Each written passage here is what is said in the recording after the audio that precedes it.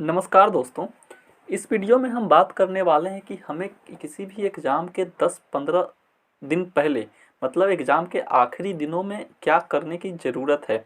हमें ऐसा क्या करना चाहिए कि हम एग्ज़ाम में अपना बेस्ट दे पाएँ और नतीजों के बाद हमें किसी भी प्रकार का अफ़सोस करना ना पड़े। दोस्तों, यह वीडियो उन लोगों के लिए है जो अपने एग्ज़ाम के लिए ईमानदारी से कोशिश कर रहे हैं, मगर कहीं न कहीं वो अपनी सफलता को लेकर के कॉन्फिडेंट नहीं है, थोड़े इनसिक्योर हैं कि कहीं थोड़े से मार्क्स से वो अपनी सफलता से वंचित न रह जाए। तो यह वीडियो वैसे कैंडिडेट्स के लिए काफ़ी ज़्यादा यूज़फुल होने वाली है। दोस्तों, जितने कैंडिडेट भी ईमानदारी से तैयारी कर रहे होते हैं, वो सभी एग्ज़ाम के पहले ही अपने सिलेबस को कंप्लीट कर चुके होते हैं। वो उन्हें जितनी भी स्टडी करनी होती है कर चुके होते हैं, सबकी तैयारी उस समय तक हो चुकी होती है। अब आपको फाइट उन्हीं में है और उन्हीं में से कुछ लोगों को सिलेक्शन मिलता है, कुछ लोगों को नहीं मिलता है। जिन्होंने तैयारी की ही नहीं, जो इस चीज़ को लेकर सीरियस नहीं थे, मैं उनकी बात नहीं कर रहा हूँ। 1 करोड़ लोगों में से ज़्यादा नहीं, 10 लाख 15 लाख इतने लोग ही होते हैं जो सीरियस होते हैं, जो अच्छे से तैयारी करते हैं।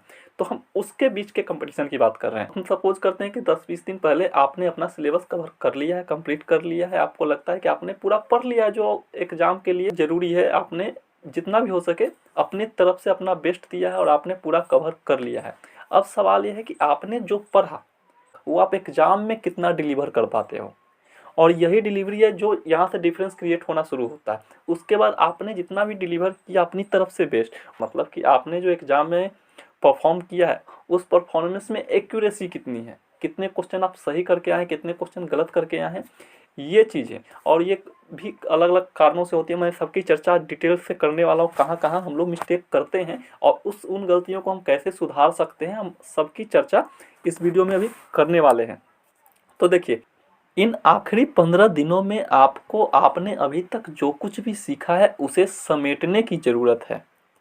आपको कुछ नया सीखने की ज़रूरत नहीं है, क्योंकि यदि आप कुछ नया सीखने जाएंगे तो हो सकता है आप 2 क्वेश्चन सीखें और आपने अभी तक जो सीखा था उसमें से 5 क्वेश्चन गलत कर दें, क्योंकि आपने अपनी नॉलेज को समेटा नहीं था। तो इससे बेहतर, सबसे बेहतर ये है कि 100% आप जो भी सीखते हैं वो आप डिलीवर नहीं कर सकते हैं, तो उसमें आपकी डिलीवरी में कमी आएगी। आपने 100 बात जानते हैं तो उसमें से 90 बात ही आपको उस समय एट ए टाइम एग्ज़ाम के समय याद आ पाए, और उस 90 में से भी कुछ क्वेश्चंस ऐसे होंगे जो कि आप को लगता है कि हमने तो सही किया, मगर वहाँ पे आप गलत करके आते हैं। तो ये चीज़ें होती हैं और ये सबके साथ होती है। बस हाँ, इसी चीज़ को कम करना इस 15 दिनों में आपको करना है। आपको एग्ज़ाम में डिलीवरी के परसेंटेज को बढ़ाना है। तो आपने अभी तक जो भी सीखा है उसमें 2 काम आप कर सकते हैं। 2 तरीके से इसको इंक्रीज़ किया जा सकता है। एक तो आपको अपने अंदर आपके जो भी जानकारी है उसको लेकर के कोई भी कन्फ्यूजन नहीं हो। ऐसा नहीं हो कि आपके सामने कोई प्रश्न आया तो आप जानते तो हैं उसको, आपने पढ़ा भी है, लेकिन अब आपको कन्फ्यूजन है कि अच्छा ये कि ये। तो इस टाइप का चीज़ बहुत सारे क्वेश्चंस में होते हैं। तो ये चीज़ें कम हो या ख़त्म हो, आपको ये करना है, अपने अंदर के कन्फ्यूजन को ख़त्म करना है कि हम 4 बातें जानते हैं तो बस जानते हैं। अगर इससे रिलेटेड क्वेश्चन आया तो मैं जानता हूँ, इसे टिक करूँगा, ये एग्जैक्ट होगा, सही, बात ख़त्म। मतलब किसी भी तरह का क्वेश्चन को देखने के बाद आपके अंदर कन्फ्यूजन नहीं रहे। तो एक तो ये आपको करना है। दूसरा काम ये करना है कि आप जो कुछ भी सीखते हैं वो 100% आपके अंदर स्टोर नहीं होता है। एक तो है कि आपके अंदर स्टोर है लेकिन कन्फ्यूजन हो रहा है, तो वो चीज़ें पहली हो गई, उस कन्फ्यूजन को कम करना है। दूसरा कि आपके अंदर 100% नहीं, आप 10 बातें पढ़ेंगे तो 4 बातें भूल जाएंगे, 6 बातें ही रहती है। तो ये जो कोई 4 भूलेगा, कोई 5 भूलेगा, कोई 2 भूलेगा, तो आपने जो कुछ भी पढ़ा उसमें से ज़्यादा आपके पास स्टोर रहे। आप उन चीज़ों को भूलें ना कम से कम।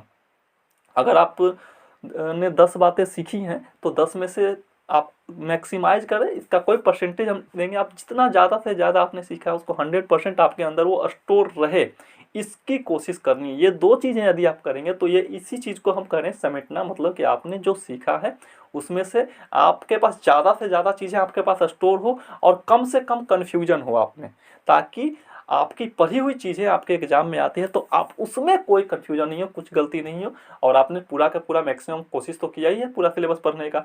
तो ये चीज़ें थी। तो ये 2 तरीके जो आपको एग्ज़ाम में अपने डिलीवरी को बढ़ाने के लिए मददगार है। तो आप समझ गए होंगे, यह जो पीरियड है एग्ज़ाम से पहले के 1-2 वीक का ये आपको अपने अंदर की कमियों को दूर करने का पीरियड है। आपको खुद को रिपेयर करना है, आपके अंदर जितने भी लूप होल्स हैं उन्हें ख़त्म करना है। आपको अपने अंदर जितने भी इंफॉर्मेशन है उसको अरेंज्ड और क्लियर कट रखना है। तो ये चीज़ें हैं, अपने अंदर की कमियों को दूर करना है आपको इन 10-15 दिनों में। और एक बात और ध्यान रखिए, ऐसा नहीं होता कि आपको बहुत कुछ भूल रहे होते हैं, बहुत कम होता है। आपके पास 100 क्वेश्चन है, 100 क्वेश्चन में से मान लें कि चलिए आपने 80 अटेम्प्ट लिया, 80 में से 5, 7, 10, 15 क्वेश्चन ही ऐसे होते हैं जो आप गलती आपको लगता है कि हम सही कर रहे हैं, गलत होता है। या तो फिर 2-4 क्वेश्चन ऐसे होते हैं जो आपको लगता है हमने पढ़ा था या ध्यान नहीं आ रहा है, स्किप होता है। तो ये बहुत ज़्यादा नहीं होते, 50-60 क्वेश्चन तो आप इजीली ऐसे कर ही सकते हैं। बचते हैं यही 10-20 क्वेश्चन, इन्हीं 10-20 क्वेश्चन पे आपको वर्क करना है आखिरी के 15 दिनों में। अब बात है कि इन चीज़ों को आप करेंगे कैसे, हम कैसे इन कमियों को दूर कर सकते हैं। तो देखिए, इसके लिए सबसे अच्छा तरीका हो सकता है आखिरी के दिनों में कोई टेस्ट आप दीजिए। अब टेस्ट के लिए तो क्या, तो अब तो सबसे आसान हो गया इन चीज़ों की, ऑनलाइन बहुत सारी टेस्ट सीरीज अवेलेबल है। अब कौन सी टेस्ट सीरीज आप देना चाहते हैं ये आप पर है। हाँ, टेस्ट सीरीज में स्पेशलिटी, विशेषता क्या होनी चाहिए, उसकी क्या खासियत होनी चाहिए, ये मैं आपको बतला देता हूँ। किसी भी टेस्ट सीरीज को आप ज्वाइन करें, सब कोई भी कीजिए, उससे कोई फ़र्क नहीं पड़ता है। सारे टेस्ट सीरीज अच्छे ही होते हैं। अच्छे ख़राब से कहने का मतलब बस ये होता है कि उस टेस्ट सीरीज की में ये गुण होना चाहिए कि उसका पैटर्न, मतलब कि उसमें जो क्वेश्चन दिया जा रहा है उसका डिफ़िकल्टी लेवल आपके जो स्टैंडर्ड एग्जाम में जो क्वेश्चन जैसे आते हैं लगभग उससे जितना ज़्यादा क्लोज हो।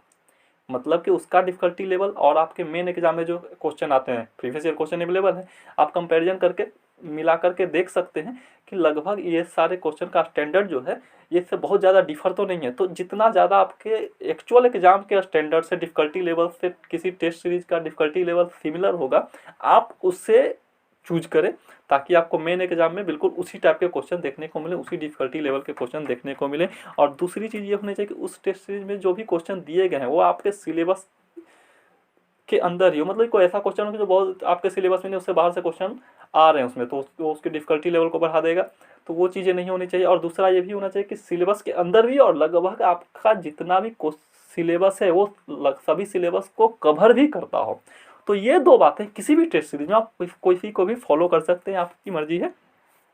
तो ये चीज़ें आप टेस्ट सीरीज से कर सकते हैं। अब टेस्ट सीरीज से हमें फ़ायदा कैसे होगा ये देखिए, आपको टेस्ट सीरीज में सबसे पहले आपको इजीली टेस्ट देना है।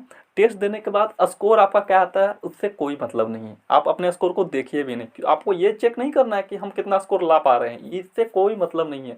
आपको यहाँ पर सीधे टेस्ट के देने के बाद आपको जाना है अपने इनकरेक्ट वाले सेक्शन और स्किप्ड वाले सेक्शन में। वह सारे क्वेश्चन जो आपने स्किप किए हैं और वो सारे क्वेश्चन जो आपके गलत हो गए हैं। तो देखिए 50-60 क्वेश्चन तो आपके सही होते ही होंगे हर बार, कभी 60 होंगे, कभी 65 होंगे, कभी 50 होंगे, कभी 45 होंगे, हम कुछ भी मान लेते हैं। तो ऐसे हर एक टेस्ट में आपको 15-20 क्वेश्चन ही मिलेंगे जो कि गलत हो रहे होंगे, या कुछ क्वेश्चन और मिलेंगे जो कि स्किप हो रहे होंगे। तो मेनली स्किप वाले पे भी बाद में सबसे मेन इंपॉर्टेंट आपका पोर्शन है, जो क्वेश्चन आपका इनकरेक्ट हो रहा है ये वो क्वेश्चन है जो कि आपको आता था मगर आपने सिली मिस्टेक्स किए हैं, छोटी छोटी गलतियाँ हुई है, आपके था कन्फ्यूजन की वजह से उसमें गलतियाँ होती है। तो ये चीज़ है, सबसे पहले आपको इनकरेक्ट सेक्शन में जाना है, उस क्वेश्चन को देखना कि आपने क्या गलती की, उसकी पूरी एनालिसिस आप अपने स्तर से कीजिए। उसमें कुछ गाइडलाइन देने की ज़रूरत नहीं है, आप अपने स्तर से उसकी एनालिसिस कीजिए, उसको पढ़िए। आपको लगता है अच्छा ये चीज़ हम मिस कर रहे थे या फिर गलती कर रहे, तो वो आपको ध्यान में आ जाएगा, आप दोबारा वो गलती नहीं करेंगे। या तो फिर उसमें कुछ नया सीखने की ज़रूरत है, वाकई आप जो जानते हैं उसमें कुछ कमी थी, तो आप इस टेस्ट से बाहर जाकर के उस पार्टिकुलर टॉपिक को तो देख सकते हैं। अब समझ रहे हैं, अब आप जो टॉपिक देखेंगे वो टॉपिक है जहाँ पे आप एक्चुअल में गलती कर रहे थे। आपको पूरा सिलेबस पढ़ने की ज़रूरत नहीं है, आपको यहाँ से वह पोर्शन मिल जाएगा, उस टॉपिक आपको वो सारे टॉपिक मिल जाएंगे जहाँ पे आप गलतियाँ कर सकते हैं। तो मेन एग्जाम से पहले आप जितने ज़्यादा टेस्ट और उसकी गलतियों को देख लेंगे तो आपके पास बहुत सारे वैसे टॉपिक्स क्लियर हो जाएंगे जहाँ पे आप गलतियाँ कर सकते थे मेन एग्जाम में। तो इस 10-15 दिनों में आप बहुत सारे ऐसी गलतियों को कवर कर सकते हैं। फिर स्किप्ड सेक्शन में आप जा करके ऐसे टॉपिक जो कि आपको लग रहा है कि बार बार इससे क्वेश्चन आ रहे हैं, इंपॉर्टेंट है और हमने स्किप किया था, पढ़ा नहीं है, छूट गया है, या तो फिर हम पढ़ा था तो भूल गए हैं, आप उसे कवर कर सकते हैं।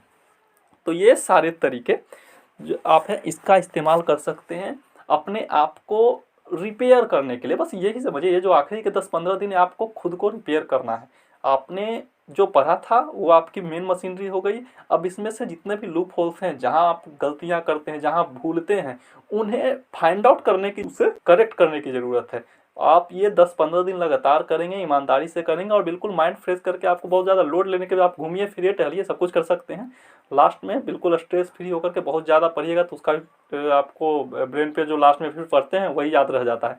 तो ये चीज़ें करते हैं, ऐसा करने की ज़रूरत है। रिलैक्स होकर के समय दीजिए, आपको लगता है कि अच्छा हाँ यहाँ पे ज़रूरत है, तो उस हिसाब से आप अपनी तैयारी कर सकते हैं। और मुझे लगता है ये बिल्कुल वर्क करेगा, क्योंकि एवरेज मार्क्स और कट ऑफ मार्क्स में ये जो गैप होता है ये बहुत ज़्यादा नहीं होता, 5, 10, 15 मार्क्स का गैप होता है। और ये जो लोग मिस करते हैं, मैक्सिमम कैंडिडेट जहाँ से मिस करते हैं इसी 5-10 मार्क्स से मिस करते हैं। और जिन्होंने अच्छे से तैयारी की वो तो 2-4 नंबर से ही आगे पीछे होते हैं। तो ये 2-4 नंबर जो आपकी अपनी गलतियों की वजह से हो रही थी, जो आपको आता था आपने गलती करके गंवा दी है, आप उसे सुधार सकते हैं। तो 50-55 तो आपको हमेशा आ ही रहे थे, कभी आपने गलतियां नहीं की तो उसी में कभी 65-70 भी आ रहे थे। तो ये करके आप अपनी गलतियों को कम कर सकते हैं। और आप कंटिन्यूअसली यदि कुछ दिन तक ये चीज़ें करेंगे तो आप अपनी गलतियों को बहुत काफ़ी हद तक मिनिमाइज कर लेंगे और आपके अंदर का जो कन्फ्यूजन है, जिन क्वेश्चन में आपको कन्फ्यूजन होता है उसे भी कम कर लेंगे। इसके बाद आपका एक्यूरेसी काफ़ी बढ़ जाएगा और आप एग्ज़ाम में जो भी जानते हैं उसमें मैक्सिमम टू मैक्सिमम डिलीवर कर पाएंगे। तो मेरे ख्याल से आपके लिए ये चीज़ें यदि आप करके देखें तो आपके एग्ज़ाम में काफ़ी हेल्पफुल होगी। यदि आपको लगता है कि मैम ने जो बतलाया है वो वाकई वर्क कर सकता है, अब आपके लिए हेल्पफुल होगी, और तो बिल्कुल आप इस वीडियो को लाइक कीजिए और कमेंट में हमें बतलाइए आपका क्या मानना है। तो चलिए, और भी अगर आपको कोई क्वेरी होगी तो आप हमें कमेंट बॉक्स में पूछ सकते हैं। ओके, धन्यवाद।